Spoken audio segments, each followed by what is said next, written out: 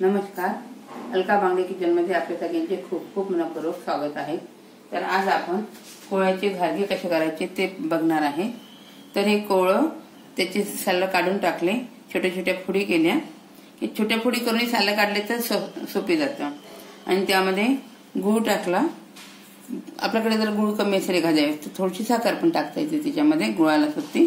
तर ते टाकून कुकरमध्ये ठेवलं, पाणी नाही टाकायचं, पाणी न टाकता शिजायचं, गुळ आणि साखरेचा पाक बनवून ते शिजते कुकरमध्ये। त्यानंतर हे यात विलायची पण टाकायची। त्यानंतर या चमच्याने एक सव्वा चम्मच तांदळाचं पीठ घेतलं आणि या चमच्याने आपल्याला याच्यात जेवढं लागेल तेवढं पीठ टाकायचं। एकदम टाकून गव्हाचं पीठ आहे, कणिक ते आटा, गव्हाचा आटा तर आपल्याला पाहिजे तेवढंच टाकायचं आहे चमच्याने मोजून मोजून, एकदम जास्ती नाही टाकायचं, एकदम कमी पण नाही। आणि नंतर तर आता यात चमचा टाकायचा, पीठ टाकलं तांदळाचा आणि याच्याने आता 1 2 आपण पोळ्या करताना जसा गोळा करतो तसा करायचा। आणि कोहळ किती शिट्ट्यांमध्ये शिजलं? 4-5 शिट्ट्या येऊ द्यायच्या कोहळ्याला, म्हणजे छान नरम झाला पाहिजे ना। पण कुकर मध्ये गंज ठेवून शिजवतो तसं ना, डायरेक्ट कुकर मध्ये नाही। आपण जसं कुकर मध्ये भात शिजवतो तसं गंजामध्ये। आणि हे असं थोडस चळून घ्यायचं आणि पोळ्यासाठी करतो तसा हे बनला पाहिजे, छान गोळा लावून घ्यायचा आणि मग थोडा वेळ जसं मुरत ठेवायचं।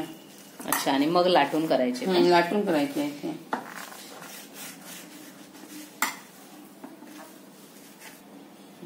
तुम्हाला यात मी 1 वाटी पीठ दाखवलं होतं, परंतु पुन्हा अर्धी वाटी पीठ टाकावं लागलं गव्हाचा आटा। त्यात हात चांगला असा चोळून छान असं करून ठेवायचा।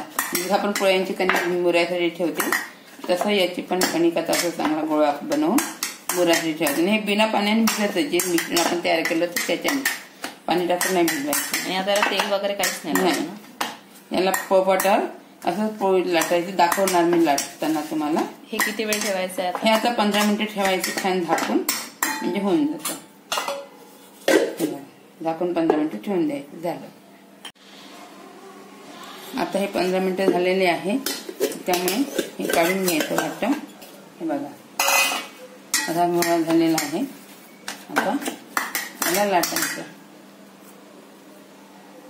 छोटे छोटे गोळे केले तरी आपल्याला लाटता यायचे, असं काहीच नाही। एकदम खूप पातळ नाही करायच्या, एक जाड पण नाही पातळ पण नाही, साधारण अशा, म्हणजे फुगायला पाहिजे।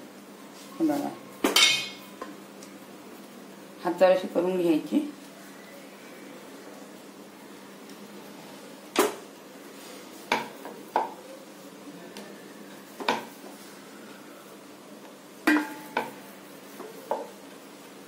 लाटता यावं म्हणून थोडं तेल घ्यावं लागलं ना लावून? थोडं गोळ्याला तेल लावलं, लाटता यावं, चिपकावं नाही पोळपाटाला म्हणून। आणि हे तेलात टाकायचे। तेल आपलं गरम होत आहे ना? हा, झालाय गरम।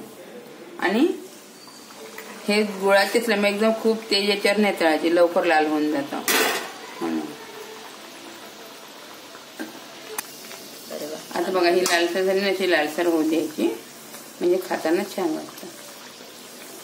आणि बंद डब्यात ठेवलं ते 2-3 दिवस चांगल्या राहते आपल्या उरलेल्या पुऱ्या। हे बघा झाली आहे। आता याने काढून घ्यायची, हे तेल वगैरे निघून जातं पूर्ण। पुन्हा एक दाखवते तुम्हाला, बघा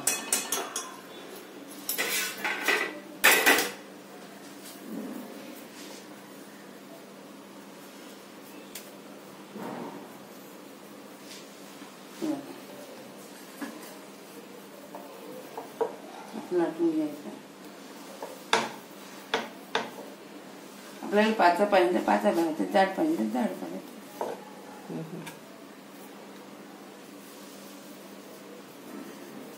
लहान मोठे आपल्यावर अवलंबून आहे, कशा आपल्याला खायचे लहान मोठे त्याच्यानुसार करायचं।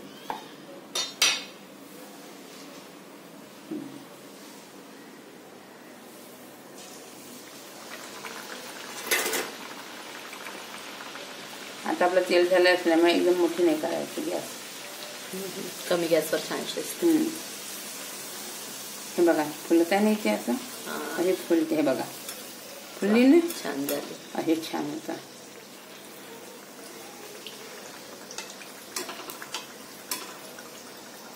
अशी लालसर होऊ द्यायची पण पांढरी नाही ठेवायची.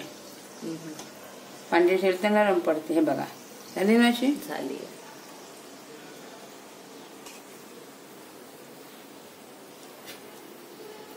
याच्यामधून तेल पूर्ण निघून जातं. वा, अतिशय छान दिसत. अशा प्रकारे आपले कोळ्याचे घारगे तयार झालेले आहेत. आणि या कलरचेच करायचे, पांढरे केले तर फुगली पण छान. आणि हा अशा फुगल्या पाहिजेत छान असं. तर अशा प्रकारे तुम्ही करत राहा, खात राहा, आनंदी राहा. आणि माझ्या चॅनलला लाईक करा, सबस्क्राईब करा. नमस्कार, धन्यवाद.